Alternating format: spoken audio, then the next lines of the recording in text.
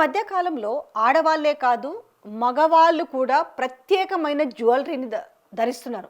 ఎప్పుడో రాజుల కాలంలోటి మామూలుగా చూసినాం. వాళ్ళు ఇట్లా వడ్డానాలు పెట్టుకోవడం కావచ్చు, లేకపోతే పెద్ద పెద్ద హారాలు వేసుకోవడం కావచ్చు, బాజుబందీలు పెట్టుకోవడం కావచ్చు, పెద్ద పెద్ద కడియాలు వేసుకోవడం, ఇట్లాంటివన్నీ కూడా చూసినాం.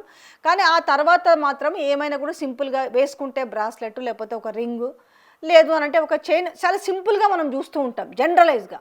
బట్ ఇప్పుడు మాత్రము ఇది విజయ్ దేవరకొండ పెళ్లి నుంచి మాత్రం మళ్ళీ కూడా ఒక స్పెషల్ అట్రాక్షన్గా ఉందనే చెప్పాలి. మొన్న లేటెస్ట్గా అల్లు శిరీష్ పెళ్లిలో కూడా చూసిరు.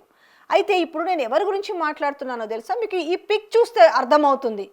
రాహుల్ గాంధీ మెడలో ఒక ప్రత్యేకమైన ఒక ఆభరణాన్ని ధరించిండు. కింద ఇట్లా వచ్చున్నాయి చూడండి ఒకసారి.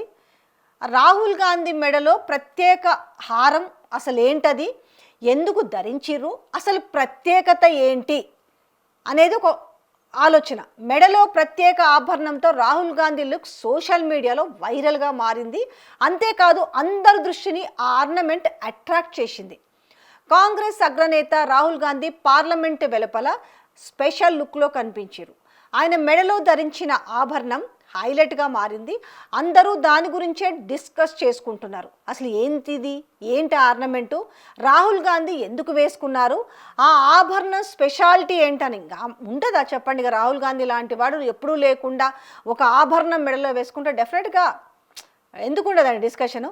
తన మెడలో ఆభరణం ఏంది అనేది ఖచ్చితంగా. అయితే రాహుల్ గాంధీ తన మెడలో ధరించిన ఆ ఆభరణం ఏంటంటే కోన్యాక్ నాగ ఆభరణం అంట. అది నాగాలాండ్లోని కోన్యాక్ తెగకు చెందిన విలక్షణమైన ఆభరణం అట. అది రంగురంగుల పూసలు, సంప్రదాయ అంశాలతో తయారైన ఈ ఆభరణాలు లోతైన సాంస్కృతిక ప్రాముఖ్యతను కలిగి ఉంటాయి.